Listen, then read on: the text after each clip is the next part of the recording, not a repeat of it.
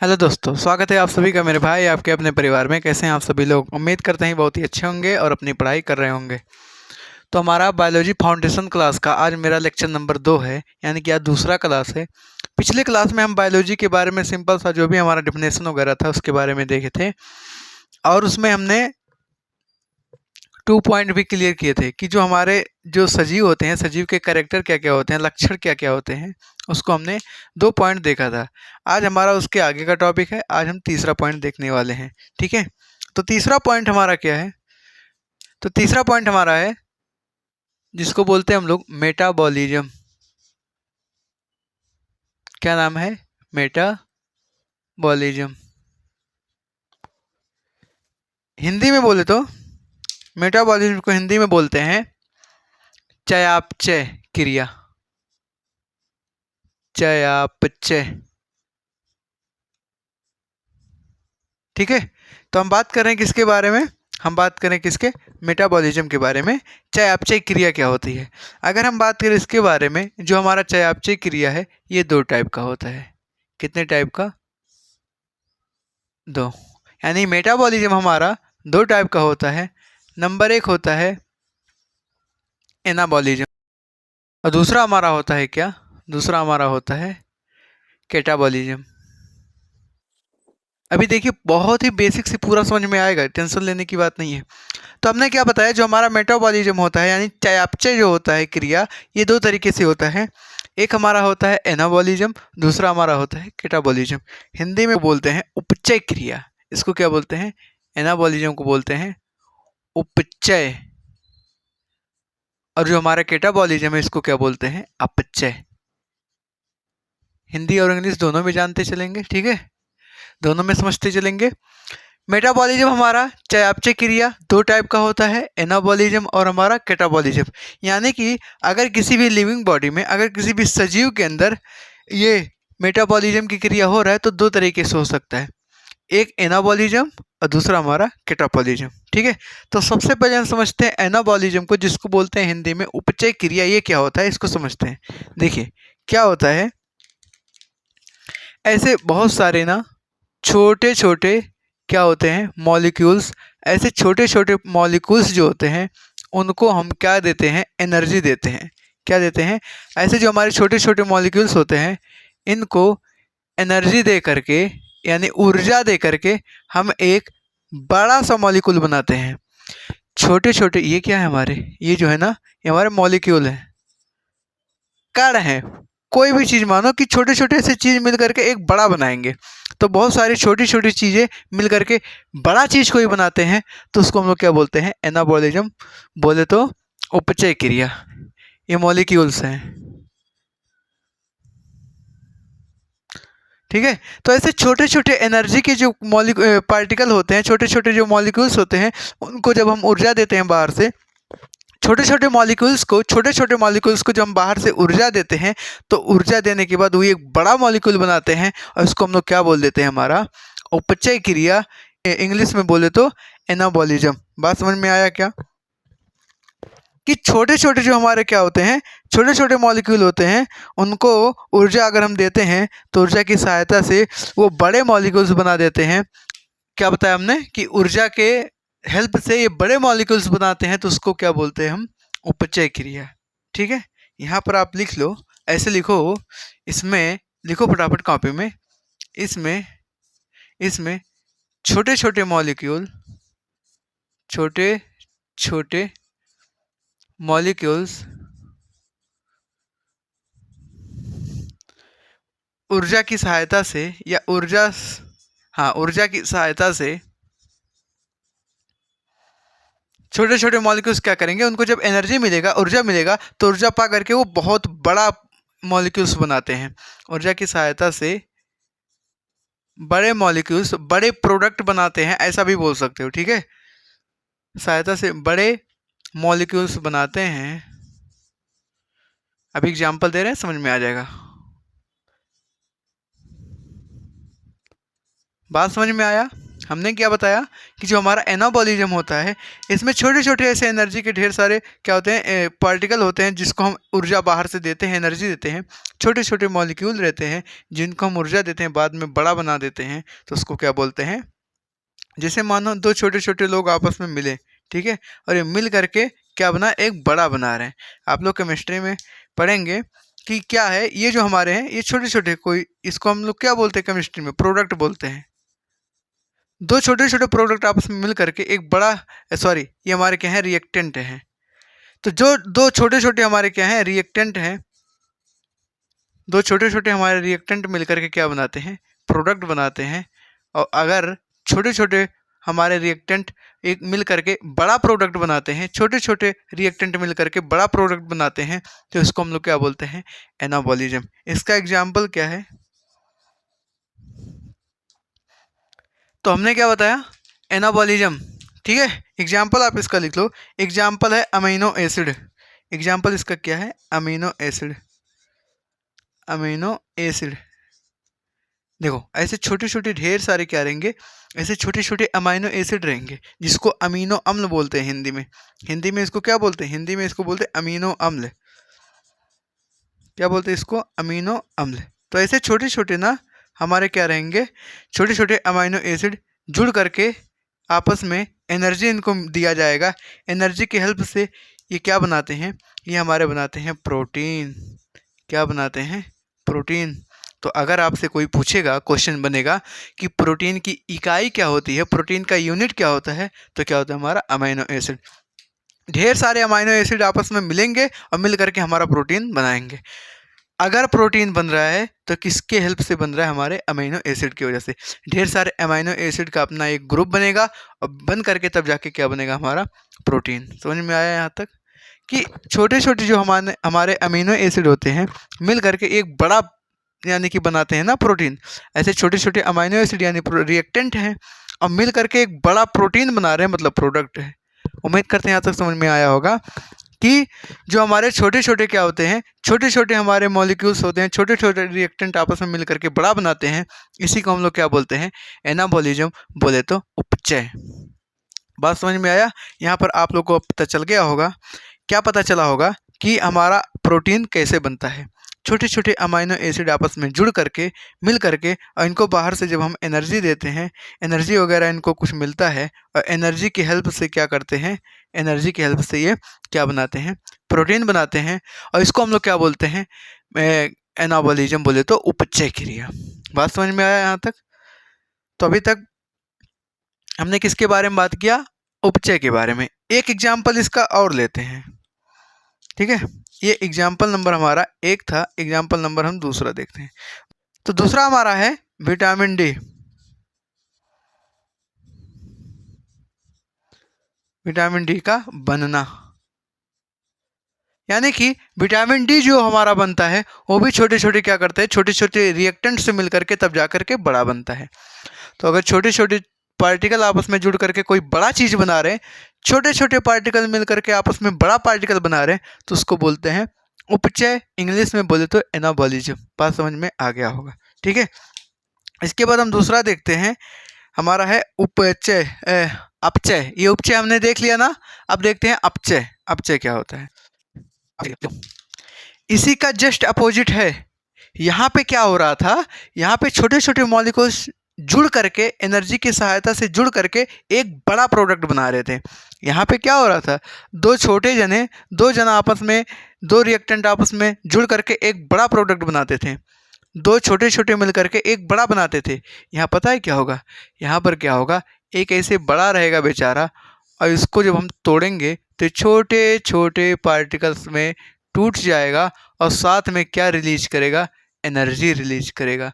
मतलब सर यहाँ पे क्या हो रहा था, यहाँ पे छोटे छोटे मिल करके आपस में बड़ा बनाते हैं तो हम एनर्जी देते थे।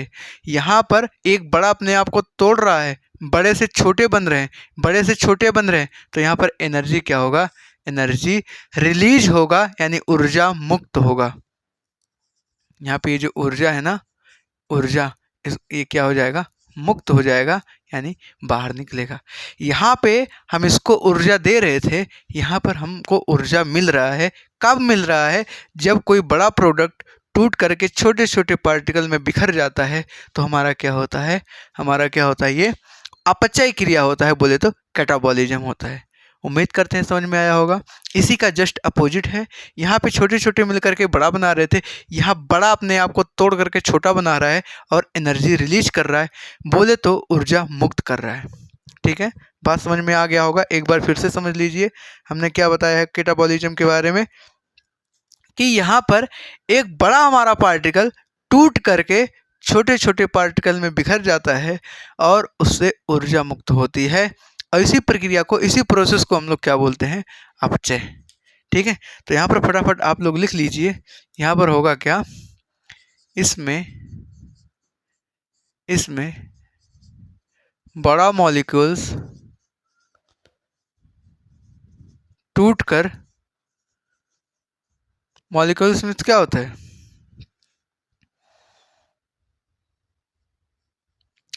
ठीक है, छोटे मॉलिक्यूल्स मतलब अणु होता है। ठीक है, इसमें बड़ा मॉलिक्यूल्स टूटकर छोटे छोटे क्या करते हैं? छोटे छोटे मॉलिक्यूल्स में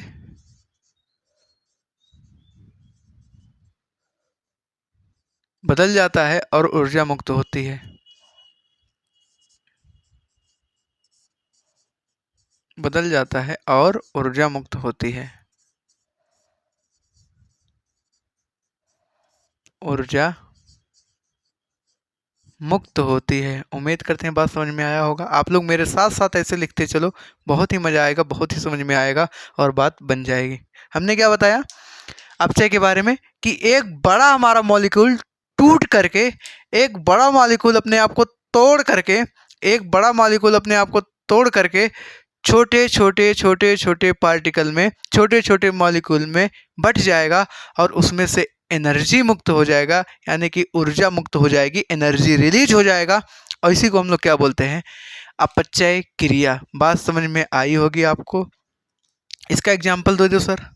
लो एग्जाम्पल इसका। आप लोग ग्लूकोज का नाम सुने कभी जीवन में? ग्लूकोज C6H12O6, ये जो यहाँ पर हम फार्मूला लिखे हैं ये हमारा क्या है? ग्लूकोज का है। किसका है? ग्लूकोज का। इस ग्लूकोज को जब हम ऑक्सीजन से क्रिया करवाते हैं, किससे क्रिया कराएं भाई साहब? ऑक्सीजन से। तो इस ग्लूकोज को ऑक्सीजन के साथ जब क्रिया कराते हैं तो हमारा पहला पॉइंट बनता है CO2 और बनता है हमारा जल और कुछ रिलीज होता है एनर्जी। क्या रिलीज होता है? एनर्जी। और वो जो एनर्जी होता है, वो एनर्जी होता है हमारा ATP के रूप में। किसके रूप में? ATP। किसके रूप में? ATP। हमने क्या किया यहाँ पे? ग्लूकोज जो कि हमारा बड़ा पार्टिकल है, ग्लूकोज हमारा बड़ा पार्टिकल है, ऑक्सीजन के साथ रिएक्ट करवाएं तो अपने आप को तोड़ दिया, अपने आप को जल में तोड़ा, ऑक्सीजन में तोड़ा और एनर्जी निकला। समझ में आया यहाँ तक? कि ग्लूकोज जो हमारा बड़ा पार्टिकल था, ऑक्सीजन के साथ क्रिया करवाएं और वो छोटे छोटे टुकड़ों में टूट गया, यानी कार्बन डाइऑक्साइड में टूटा, जल में टूटा और कुछ एनर्जी मिला। और वो जो एनर्जी मिला वो हमारा ATP के रूप में है, बोले तो एडेनोसिन ट्राईफॉस्फेट। समझ में आया यहाँ तक? अब ये हमारे अंदर रेस्पिरेशन प्रोसेस में होता है। ठीक है, आगे जब पढ़ाएंगे पूरा टॉपिक तब बताएंगे।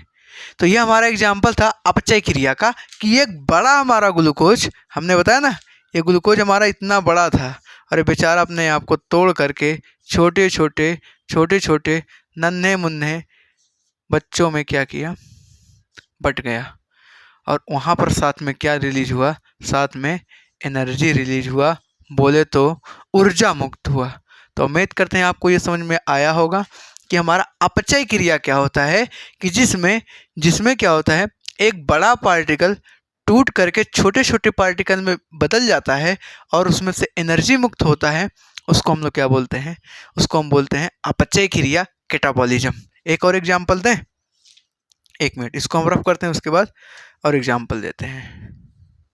एग्जाम्पल की कमी नहीं है, बहुत है एग्जाम्पल, बस खाली आप लोग पढ़ते रहो। ठीक है, एग्जाम्पल नंबर पहला था। दूसरा हम देखते हैं हमारा डाइजेशन। डाइजेशन प्रोसेस में होता क्या है, सुनो। जो भी हम बाहर से खाना खाते हैं ना, जो भी बाहर से खाना खाते हैं, वो मानो जो हमारा फूड होता है ना, फूड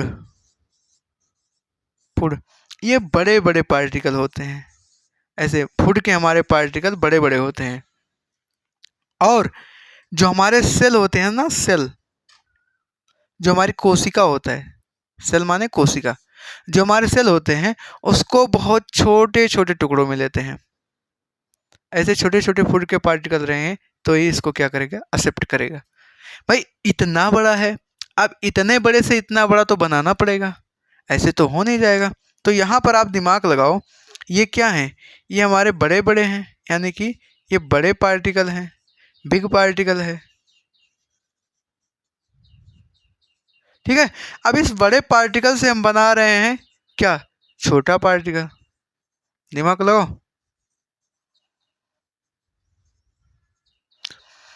अब इस बड़े पार्टिकल से छोटा पार्टिकल बना रहे हैं, तो क्या इसमें हमारा ये अपचय क्रिया नहीं हो रहा है, कैटाबॉलिज्म नहीं हो रहा। आप लोग दिमाग लगाओ जी।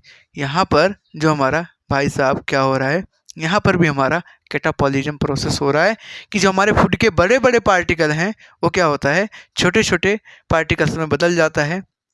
अब देखो होगा क्या, जैसे मानो बाहर से कोई चीज़ हम खाते हैं, दाल चावल रोटी सब्जी जो कुछ भी खाते हैं, तो उसका डाइजेशन होता है। सबसे पहले जाएगा ऐसे मुंह से होते हुए पेट में जाएगा, पेट के बाद छोटी आंत बड़ी आंत दुनिया भर का होने के बाद प्रोसेस, तब वो उसको इतना पतला बना दिया जाता है कि वो ब्लड में मिल सके। और जब ब्लड में मिल सकेगा तभी ब्लड से हमारे पूरे बॉडी में घूमेगा।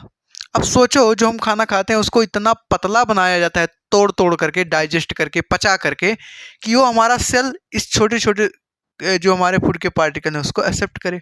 इतना बड़ा जाएगा। अरे सेल हमारा कितना छोटा होता है, आप लोग दिमाग लगा सकते हैं कि हम उसको नंगी आंखों से नहीं देख सकते हैं। अब खाने को, जो हमारे फूड के पार्टिकल हैं उसको उतना छोटा बनाना पड़ेगा, तभी हमारे सेल उसको एक्सेप्ट कर पाएंगे, है ना।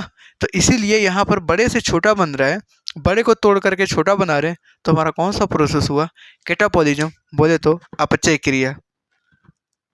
उम्मीद करते हैं आपको समझ में आया होगा। ऐसे हमारा एक्सक्रिएशन भी होता है, बहुत सारे एग्जाम्पल आप इसको लिख लो।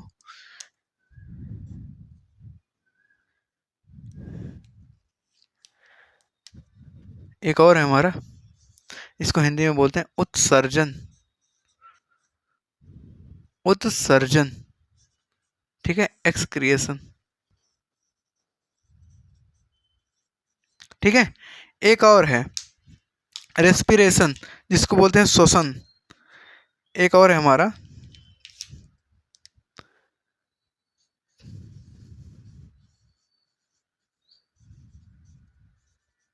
रेस्पिरेशन, जिसको बोलते हैं श्वसन,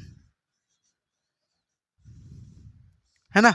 यानी कि अगर हम सांस वगैरह लेते हैं ना, सांस लेते हैं, तो भी हमारा कैसा प्रोसेस है, वो भी हमारा कैटाबॉलिज्म है, बोले तो अपचय क्रिया है। ठीक है, तो आप लोग इसको दिमाग में, कॉपी में, जहाँ मन करे वहाँ छाप लो, बस याद होना चाहिए ताकि आगे बात बन पाए। तो हमने कितने एग्जाम्पल दिए, एक हमारा डाइजेशन हुआ, है ना, एक हमारा ये ग्लूकोज का टूटना हुआ, है ना, और एक हमारा उत्सर्जन हुआ, एक्सक्रिएशन हुआ, दूसरा हमारा क्या है, रेस्पिरेशन, जिसको बोलते हैं श्वसन। इन सब का एक एक डिटेल क्लास लगने वाला है, चिंता मत करिए, ठीक है। लेकिन अभी हम क्या कर रहे हैं, अभी वैसे क्यों टेम्प्ररी उसको पढ़ रहे हैं कि सब कुछ एक चक्कर लगा रहे हैं कि हाँ कैसे क्या होता है, ठीक है। तो हमने बताया किसके बारे में, मेटाबॉलिज्म, जिसको बोलते हैं चयापचय क्रिया। दो टाइप का होता है, एक हमारा एनाबॉलिज्म, दूसरा हमारा कैटाबॉलिज्म। अगर छोटे छोटे पार्टिकल एनर्जी के हेल्प से बड़े पार्टिकल बना रहे हैं, छोटे छोटे पार्टिकल, छोटे छोटे कण ऊर्जा की सहायता से बड़े बड़े हमारे बड़े कण बना रहे हैं, बड़े बड़े पार्टिकल बना रहे हैं, तो छोटे मिलकर के अगर बड़ा बना रहे हैं, छोटा मिलकर के बड़ा बना रहे हैं, तो उसको हम लोग बोलते हैं एनाबॉलिज्म, बोले तो उपचय क्रिया। जैसे दो छोटे छोटे प्रोडक्ट मिलकर के एक बड़ा बनाते हैं, दो छोटे छोटे रिएक्टेंट मिलकर के अपना बड़ा प्रोडक्ट बनाते हैं, तो उसको क्या बोलते हैं हम लोग? उसको बोलते हैं उपचय क्रिया। हमने एग्जाम्पल दिया, अमाइनो एसिड जो हमारा है ये एनर्जी की हेल्प से प्रोटीन बनाता है। प्रोटीन हमारा काफ़ी बड़ा लेयर होता है और प्रोटीन का यूनिट हमारा अमाइनो एसिड होता है, जिसको हिंदी में अमीनो अम्ल बोलते हैं। ऐसे ही हमारा होता है विटामिन डी। ये भी क्या करता है, छोटे छोटे विटामिन के पार्टिकल मिल करके छोटे छोटे इसके जो हमारे प्रोडक्ट हैं वो बन करके मिल करके बड़ा विटामिन डी का प्रोडक्ट बनाते हैं।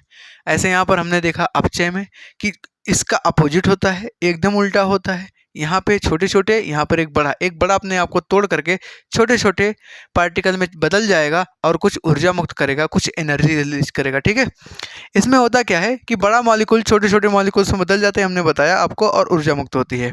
एग्जाम्पल हमारा ग्लूकोज। ग्लूकोज काफ़ी हमारा जटिल है, काफ़ी हमारा बड़ा है, और वो ऑक्सीजन से रिएक्ट करके छोटे छोटे पार्टिकल्स में टूट जाता है और साथ में ऊर्जा मुक्त करता है एटीपी के रूप में। ठीक है, ग्लूकोज के बारे में बता दिए। डाइजेशन हमारा होता है, जो हम खाना पीना खाते हैं, फूड के पार्टिकल काफ़ी बड़े बड़े होते हैं, लेकिन सेल हमारा उसको ऐसे एक्सेप्ट नहीं कर पाएगा, तो सेल को छोटे छोटे टुकड़ों में बना करके चाहिए ना, तो डाइजेशन करके वही तो होता है डाइजेशन प्रोसेस में, कि हमारे भोजन को छोटे छोटे पार्टिकल्स में तोड़ा जाता है।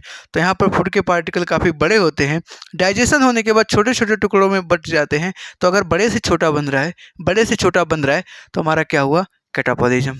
ऐसे हमारा एक्सक्रिएशन और रेस्पिरेशन, जिसको श्वसन बोलते हैं, ये सब हमने देखा।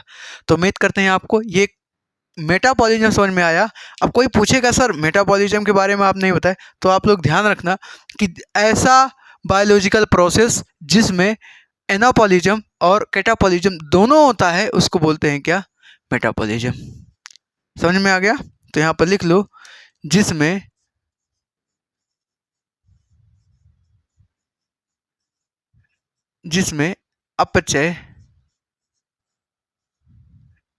अपचय व उपचय दोनों हो।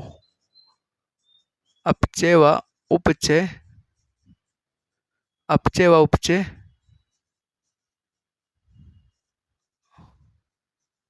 दोनों। तो जिसमें कैटाबॉलिज्म और एनाबॉलिज्म, ठीक है, कैटाबॉलिज्म और एनाबॉलिज्म दोनों होता है, वो हमारा क्या होता है? मेटाबॉलिज्म। ठीक है, जिसको बोलते हैं चयापचय क्रिया। ठीक है, तो ये था हमारा मेटाबॉलिज्म का पूरा, ये हमारा तीसरा पॉइंट, जिसको हमने अच्छे से समझाया। आप लोगों को उम्मीद करते हैं समझ में आया होगा। आप लोग इसको नोट करो, उसके बाद हम आगे बढ़ते हैं। इसके बाद हमारा अगला पॉइंट है, चौथा पॉइंट है। चौथा हमारा क्या है? जिसको हम लोग बोलते हैं न्यूट्रिशन। क्या है हमारा? न्यूट्रिशन है, जिसको बोलते हैं हम हिंदी में बोलते हैं इसको पोषण। क्या बोलते हैं? पोषण। अब भैया पोषण क्या होता है, ये क्या बोला है? न्यूट्रिशन क्या होता है, इसको देखते हैं। ठीक है, तो न्यूट्रिशन के बारे में बात करें, देखो भैया, अगर हमको काम करना है तो हमारे बॉडी के अंदर क्या होना चाहिए? एनर्जी होना चाहिए। भाई अगर किसी से बोले हैं तो मैं काम करो, ये जो बोरी है इसको उठा करके ले जा करके दूसरी जगह रखो, तो उसके लिए तुम्हारे अंदर एनर्जी होना जरूरी है ना भाई। जब तक एनर्जी नहीं रहेगा, अब एक काम करो, अगर किसी को 2-3 दिन तक खाना ना दें और उसके बाद कहें भैया चलो खेत में धान काटने, गेहूं काटने, जाओगे? बोलो, जा पाओगे? कहोगे कमर दर्द कर रहा है, हमारा मन करने का मन नहीं है, मतलब बहाना आएगा, थोड़ा करने का मन नहीं करेगा, आलसपन आएगा। क्यों? क्योंकि हमारे बॉडी के अंदर एनर्जी नहीं है ना। और वो एनर्जी कहाँ से आएगा? जब ये करेंगे। भाई एनर्जी चाहिए ना बॉडी को, तो शरीर को कार्य करने के लिए ऊर्जा की आवश्यकता होती है। बॉडी को कोई भी काम करने के लिए एनर्जी चाहिए, और वो एनर्जी हमारा कहाँ से मिलता है?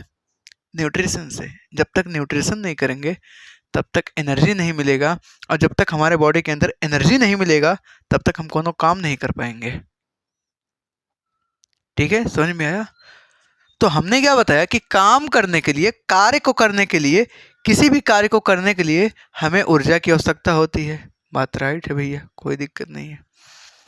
और वह ऊर्जा हमें पोषण से ही प्राप्त होता है। समझ में आया? आप लोग जो खाना पीना खा रहे हो ना आराम से, जो खाते पीते हो, तो मतलब वो पोषण कर रहे हो। ठीक है, कुछ लोग तो होते हैं हमेशा पोषण ही करते रहते हैं, क्या करें उनका ही हाल।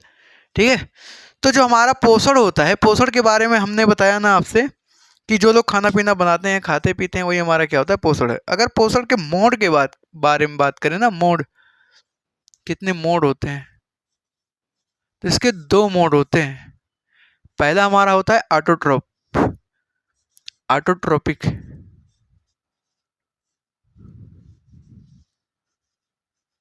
ऑटोट्रोपिक हिंदी में इसको बोलते हैं, हिंदी में बोले तो स्वपोषी। हिंदी में क्या बोलते हैं, स्वपोषी भैया।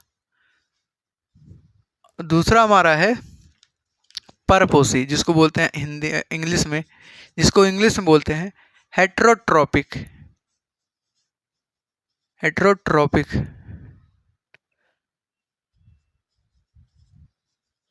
तो हम बात कर रहे हैं किसके बारे में, न्यूट्रिशन के बारे में। न्यूट्रिशन के कितने मोड होते हैं, कितने टाइप होते हैं, कितने प्रकार होते हैं, तो उसको हम लोग बोलते हैं दो। एक हमारा ऑटोट्रोपिक जिसको बोलते हैं स्वपोषी, और दूसरा हमारा क्या है, हेट्रोट्रोपिक जिसको बोलते हैं परपोषी। क्या होता है, परपोषी। दुनिया में देखो दो तरीके के लोग हैं, एक वो हैं जो खुद के ऊपर डिपेंड हैं, एक दूसरे हैं जो एक दूसरे के ऊपर डिपेंड है, एक वो लोग हैं।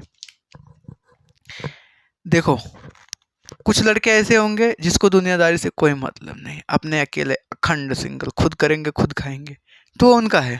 लेकिन कुछ लोग क्या है, दूसरे के ऊपर डिपेंड रहेंगे, भैया तुम बना के दोगे तभी हम खाने को पाएंगे। लेकिन एक क्या है, तुम हमको दो या ना दो, तुम्हारे भरोसे नहीं बैठने वाले हैं, हम अपना बना करके खुद खाना खा लेंगे। एक वो लोग हैं, समझ में आया। तो यहाँ पर जो स्वपोषी है ना, नाम से ही देखो पता चल रहा है स्वपोषी भैया, ऑटोट्रोपिक, यानी कि यहाँ पर लिखो ये अपना भोजन खुद बना सकते हैं, ये अपना भोजन खुद बना सकते हैं। कितनी अच्छी बात है, ये अपना भोजन क्या करते हैं, खुद बना सकते हैं।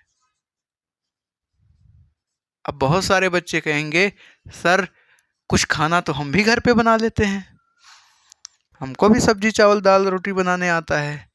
अच्छा एक बात बताओ, जो दाल चावल रोटी सब्जी ला रहे हो, का खुद से घर पे पैदा हो पाता है, पौधों से न मिलता है? बोलो, अगर वो पौधे ना दें क्या होगा, कभी संभव है? नहीं। तो ये मत कहना कि हम अपना खाना बना लेते हैं, अरे बनाते हो तो पौधे जब देते हैं तभी तो बना पाते हो। पैदा कर पाओगे गोभी, आलू, टमाटर, अनाज, प्लांट से ही तो आ रहा है ना। तो हमने क्या बताया कि ये अपना भोजन खुद बना सकते हैं, जो अपना खाना स्वयं बनाते हैं, जो अपना फूड खुद प्रिपेयर करते हैं, खुद मेक करते हैं अपना फूड, वो हमारे क्या होते हैं, स्वपोषी होते हैं। बोले तो ऑटोट्रोपिक होते हैं। हम अपना खाना बना ले रहे हैं, किसी दूसरे चीज़ की कोई ज़रूरत नहीं है, तो हम ऑटोट्रोपिक हैं। नहीं बना पा रहे तो हेट्रोट्रोपिक है। समझ में आया। तो यहाँ पर ये अपना भोजन खुद बना सकते हैं, और यहाँ पर लिख लो ये अपना भोजन नहीं बना पाते, ये अपना भोजन नहीं बना पाते, भिखमंगे हैं बेचारे, क्या करें। ये अपना भोजन नहीं बना पाते, काहे नहीं बना पाते, होगा कुछ प्रॉब्लम भाई, किसी ना किसी चीज की कमी रहेगी ना, तभी तो अपना खाना नहीं बना पा रहे। ये बना पा रहे मतलब इसके पास सब कुछ व्यवस्था है, ये नहीं बना पा रहे मतलब कुछ चीज की कमी है, अभी पता चल जाएगा। देखो जो स्वपोषी होते हैं ना, ये अपना भोजन बना लेते हैं, तो सर होते कौन हैं आखिर ये अपना भोजन बना लेते, कौन से प्रजाति के लोग हैं? तो एग्जाम्पल में लिख लो, जो हमारे ग्रीन प्लांट होते हैं ना, ध्यान से सुनना क्या बोल रहे हैं, ग्रीन प्लांट बोले तो हरे पौधे, जितने हरे पौधे हैं सब क्या करते हैं, सब अपना खाना खुद बनाते हैं। हरे पौधे क्या करते हैं, अपना भोजन खुद बनाते हैं। हरे पौधे क्या करते हैं, अपना खाना खुद बनाते हैं। हरे पौधे क्या करते हैं, अपना भोजन खुद बनाते हैं, अपना फूड खुद प्रिपेयर करते हैं, और इसलिए इसको क्या बोलते हैं, स्वपोषी। अच्छा हरे पौधे अपना खाना बना लेते हैं, किसके द्वारा बनाते हैं? तो लिख लो बाई फोटोसिंथेसिस किसके द्वारा बनाते हैं? By photosynthesis. फोटोसिंथेसिस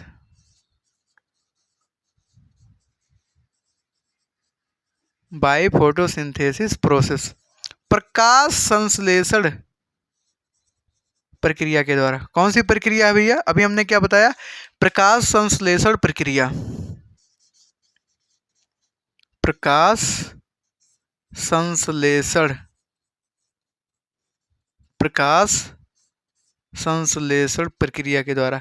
कोई पूछेगा आपसे, आपको तो पता है कि हरे पेड़ पौधे भाई ऑटोट्रॉप है, ऑटोट्रॉपिक अपना पोषण करते हैं, तो अगर वो अपना भोजन खुद बना रहे तो कैसे बनाते हैं बोलो? पूछेगा ना भाई, क्वेश्चन बन सकता है कि हरे पेड़ पौधे क्यों स्वपोषी होते हैं, क्यों ऑटोट्रॉपिक होते हैं? तो बता देना कि ये जो होते हैं ना, ये बेचारे अपना भोजन बना लेते हैं। क्या करते हैं? अपना फूड प्रिपेयर कर लेते हैं। अपना फूड प्रिपेयर करते हैं किस प्रोसेस के द्वारा? तो बोलोगे सर बाय फोटोसिंथेसिस प्रोसेस, यानी कि प्रकाश संश्लेषण प्रक्रिया के द्वारा अपना खाना बनाते हैं। तो मतलब सर अगर ये प्रकाश संश्लेषण के द्वारा अपना खाना बना ले रहे हैं, फोटोसिंथेसिस के प्रोसेस से अपना खाना बना ले रहे हैं, तो मतलब इनके अंदर फोटोसिंथेसिस होता होगा। बिल्कुल होता है। अरे होगा नहीं तो बेचारे खाना बना पाएंगे नहीं। तो सर यहाँ क्या प्रॉब्लम है? ये बगल वाले पड़ोसी का हाल है। अब भाई हो सकता है इनके पास फोटोसिंथेसिस करने का पूरा प्रोडक्ट ना हो, ये अपना पूरा फोटोसिंथेसिस नहीं कर पाएंगे भाई, तभी तो ये दूसरे के ऊपर डिपेंड है। अपना खाना क्यों नहीं बना पा रहे हैं? क्योंकि ये फोटोसिंथेसिस नहीं कर सकते। अब फोटोसिंथेसिस नहीं करेंगे तो प्रकाश संश्लेषण होगा नहीं, तो प्रकाश संश्लेषण होगा नहीं तो अपना खाना खुद बना नहीं सकते, यानी दूसरे के ऊपर डिपेंड रहेंगे। ठीक है, समझ में आया? तो हमने दो चीज़ें बताया न्यूट्रिशन के बारे में। इसके दो मोड होते हैं, एक ऑटोट्रोपिक, एक हेटेरोट्रोपिक। ऑटोट्रोपिक स्वपोषी यानी जो अपना खाना खुद बना सकते हैं, यानी ग्रीन प्लांट जो हरे पौधे होते हैं। किस प्रोसेस के द्वारा? फोटोसिंथेसिस। परपोषी ये अपना भोजन नहीं बना पाते क्योंकि इनके अंदर फोटोसिंथेसिस नहीं हो पाता। इसमें एक और एग्जाम्पल आप ऐड करो, एग्जाम्पल नंबर 2। ये पहला था। दूसरा, और कौन धरती पे ऐसे जीव हैं जो अपना खाना खुद बना लेते हैं? युगलीना। कौन है? युगलीना। समझ में आया? युगलीना भी हमारा क्या है? ऑटोट्रोप्स। अच्छा, दो चीजें होती है, ध्यान से देखना। जो हमारे हरे पौधे होते हैं ना, इनको बोलते हैं ऑटोट्रोप्स। क्या बोलते हैं? ऑटोट्रोप्स। ऑटोट्रोप्स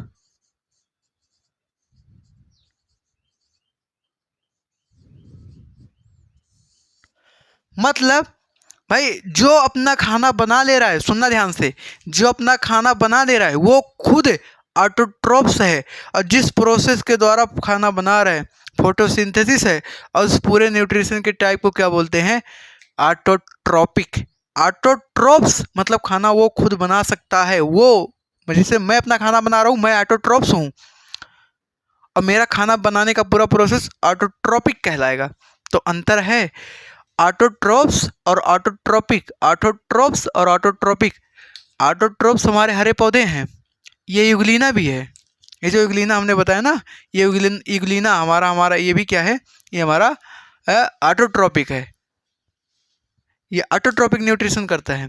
लेकिन युगलीना की बात करें तो ये खुद ऑटोट्रोप्स है, लेकिन ये दोनों न्यूट्रिशन करते हैं कैसा? ऑटोट्रोपिक।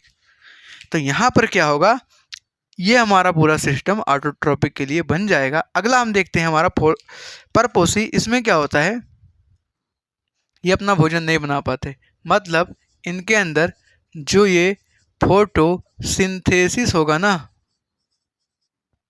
सिंथेसिस, जो हमारा प्रकाश संश्लेषण है, किसके बारे में बात करें? प्रकाश संश्लेषण। प्रकाश संश्लेषण ये नहीं हो पाएगा। क्यों नहीं होगा? जब हम पोषण वाला डिटेल में चैप्टर पढ़ाएंगे तब बताएंगे। अभी आप लोग ऊपर ऊपर जान लो कि जो हमारा हेटेरोट्रोपिक होता है, यानी परपोषी जो होते हैं जीव, ये अपना खाना खुद नहीं बना पाते। क्यों? क्योंकि इनके अंदर फोटोसिंथेसिस नहीं हो पाता।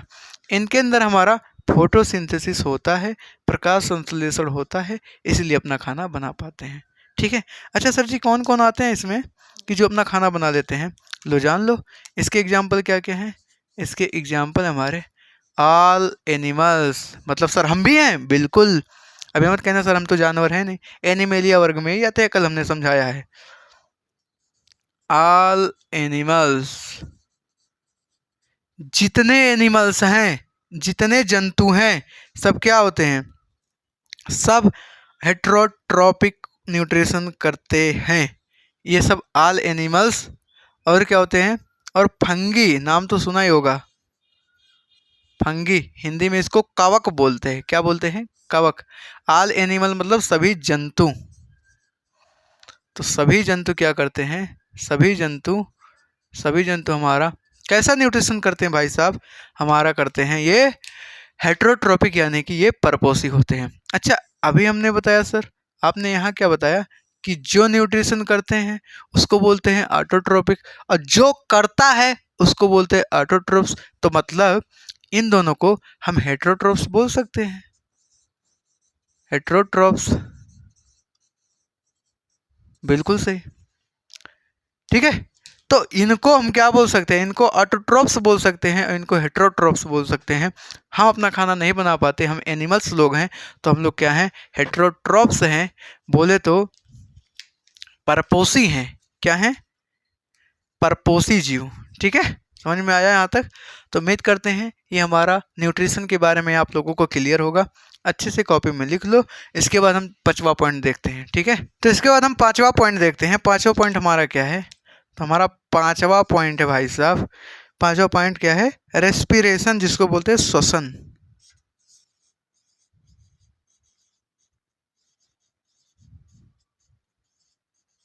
जिसको क्या बोलते हैं? श्वसन। अब हम बात करें किसके बारे में? श्वसन के बारे में, जो हम लोग सांस लेते हैं। अच्छा, आप लोग दिमाग लगाओ, जो हमारा एयर होता है ना, एयर, एयर देखो, एयर, एयर माने हवा। किसके बारे में बात करें? हवा। ये जो हमारा हवा होता है, बाहर अगर हम सांस लेते हैं, तो आप लोग बताओ कितने लोग ये भाई साहब सहमत हैं हमसे कि जो हम बाहर से हवा लेते हैं उसमें से केवल ऑक्सीजन जाता है या पूरा हवा जाता है? बोलो। कि अगर हम इन्वायरमेंट में जो भी हमारा हवा है उसको हम हवा को केवल लेते हैं, पूरा हवा लेते हैं, या केवल ऑक्सीजन को लेते हैं? बताओ। केवल ऑक्सीजन को लेते हैं या पूरे हवा को लेते हैं? तो देखो, जो हमारे एयर होता है ना, एयर, ये पूरा का पूरा एयर हमारा कहाँ जाता है? नाक में जाता है, यानी बोले तो नोज में जाएगा। हिंदी में नाक बोलते हैं। ठीक है। नाक से कहाँ जाएगा हमारा? नाक से कहाँ जाएगा? विंड पाइप, जिसको बोलते हैं श्वास नली में। विंड पाइप में जाएगा, जिसको क्या बोलते हैं? जिसको बोलते हैं श्वास नली में।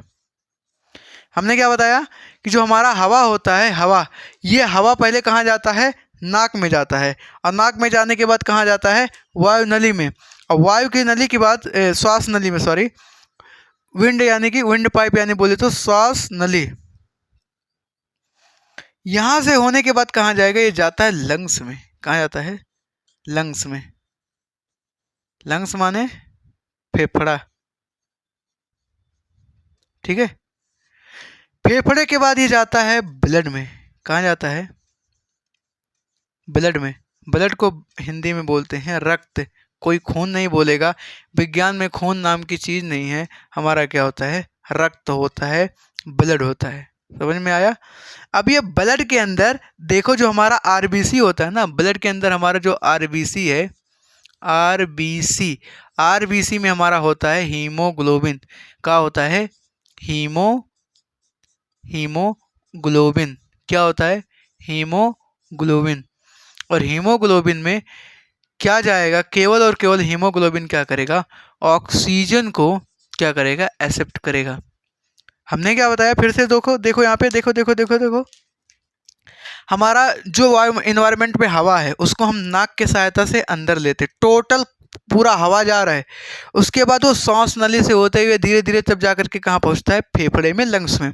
लंग्स के बाद ये जाता है ब्लड में, हमारा हार्ट से यानी हृदय से होते हुए, ठीक है।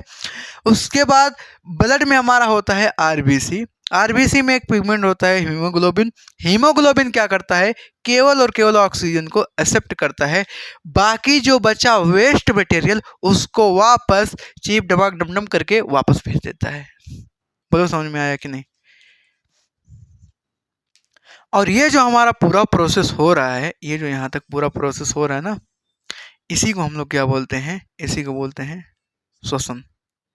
यहाँ पे हीमोग्लोबिन ऑक्सीजन ले लेगा, बाकी जो बचेगा वेस्ट बचेगा ना, वेस्ट को क्या करेगा, रिटर्न भेज देगा। वेस्ट को क्या करेगा, रिटर्न भेज देगा कि जाओ बच्चे तुम्हारा काम खत्म होगा, अब तुम जाओ मौज करो। उसको शरीर से क्या करता है, उसी रास्ते से, जिस रास्ते से ये आता है हमारा, उसी रास्ते से वापस क्या करेगा, भेज देगा। बोले तो उसी रास्ते से उसको वापस करेगा। बात समझ में आया यहाँ तक। बोलो कि ये जो हमारा वेस्ट बचा है ना, ऑक्सीजन लेने के बाद शेष जो गैस हमारा बचा है रिटर्न, वो इसी रास्ते से वापस वापस करके ऐसे ऐसे करके नाक के द्वारा इसको क्या करेगा, आउट कर देगा। जाओ बेटा बाहर जाओ, तुम्हारा कोई काम नहीं है। बोलो बात समझ में आया क्या, आया कि नहीं, ये पहले बताओ आप लोग। बोलो हमने क्या बताया, रेस्पिरेशन में जो हमारा हवा है, बाहर टोटल हवा होता है, नाक के द्वारा उसको अंदर लेते हैं, उसके बाद सांस नली में जाएगा, सांस नली से होने के बाद यानी कि बोले को विंड पाइप में जाएगा, विंड पाइप से होते हुए हमारे लंग्स में जाएगा, लंग्स से होते हुए ब्लड में जाएगा, ब्लड में हमारा आरबीसी है, आरबीसी के अंदर हमारा हीमोग्लोबिन ऑक्सीजन को ले लेगा, बाकी जो शेष बचेगा उसको उसी रास्ते से वापस भेज देगा, उसी रास्ते से वापस भेज देगा। तो ये हमारा पूरा प्रोसेस जो होता है, इसी को बोलते हैं रेस्पिरेशन यानी कि श्वसन। बोलो समझ में आया क्या, बोलो बच्चा, बोलो भाई साहब, आया कि नहीं आया, बोलो। ठीक है, बात समझ में आया क्या। अब देखो होगा क्या, ये जो ऑक्सीजन आया हीमोग्लोबिन में, ये जो ऑक्सीजन हीमोग्लोबिन में आया, तो जो हम खाना खाते हैं ना, जो हम खाना खाते हैं उसमें स्टार्च ग्लूकोज वगैरह रहता है, तो जो हमारा ग्लूकोज होता है ना C6H12O6, ये हमारा इसी ऑक्सीजन के साथ क्या करता है, रिएक्ट करता है, इसी ऑक्सीजन के साथ क्या करता है, क्रिया करता है, और क्रिया करने के बाद क्या बनाता है, CO2 गैस बनाएगा, बोले तो कार्बन डाइऑक्साइड गैस, जल बनाएगा, बोले तो H2O, और क्या बनाएगा, एनर्जी।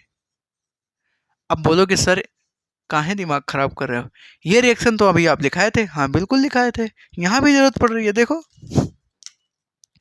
ये हमारा क्या है, ये हमारा है ग्लूकोज। क्या है भैया, ग्लूकोज है, और ये ग्लूकोज ऑक्सीजन से रिएक्ट किया, तो ये जो हमारा CO2 बचा है ना, CO2 बॉडी करेगा, कहेगा क्या, इसका तो कोई काम है ही नहीं, एक काम करो, इसका ठेका हम ब्लड को दे देते हैं। ब्लड का रास्ता कनेक्ट है किससे, इस प्रोसेस से।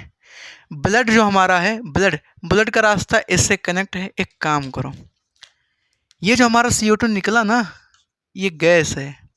क्या है, गैस है, और ये कैसा गैस है, वेस्ट है, व्यर्थ है, हमारे काम का नहीं है। एक काम करो, इसको ब्लड में मिलाओ, ठीक है, अब ब्लड के साथ इसको वापस क्या करो, रिटर्न कर दो उसी रास्ते से जिस रास्ते से हमारा ऑक्सीजन आया था।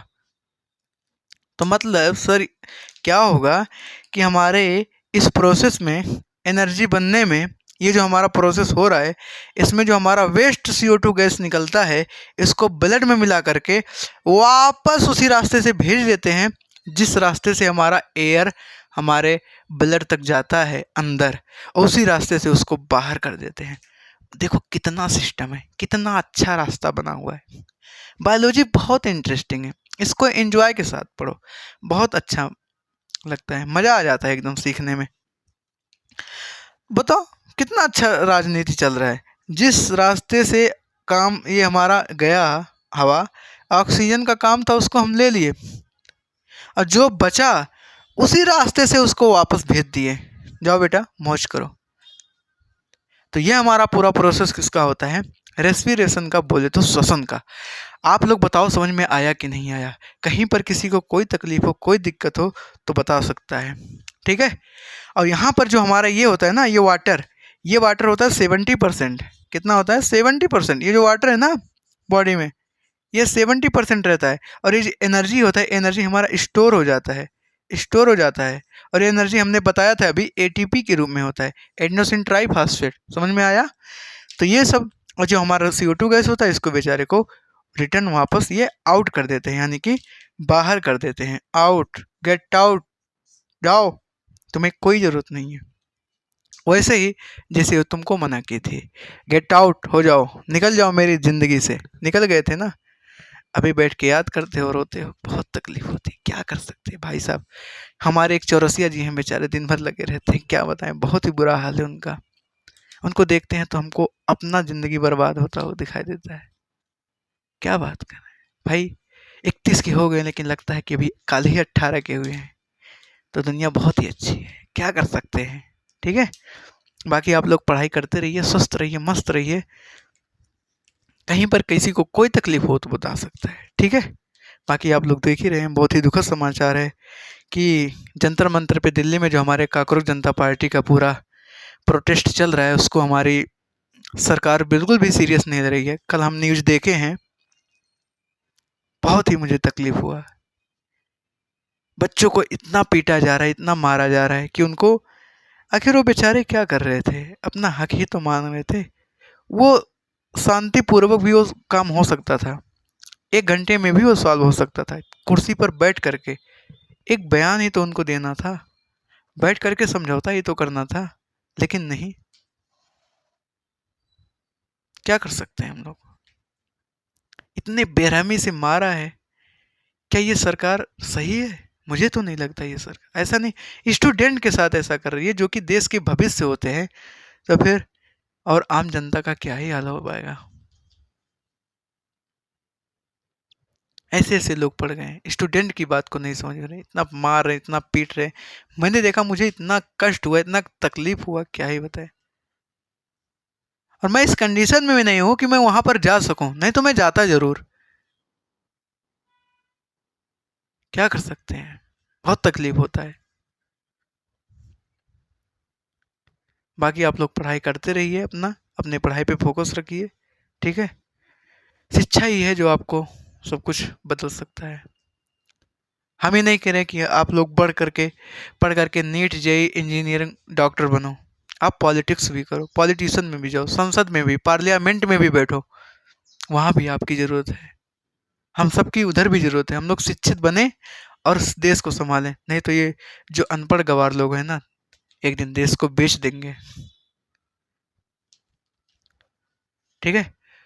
तो बाकी ये रही हमारी पूरी क्लास। बाकी आप लोग को कैसा समझ में आया है, टॉपिक समझ में आया है, अच्छा लगा है, आप लोग कमेंट में ज़रूर बताएं। इसके बाद मिलते हैं नेक्स्ट वीडियो में, तब तक के लिए बाय बाय, जय हिंद, टेक केयर, ठीक है।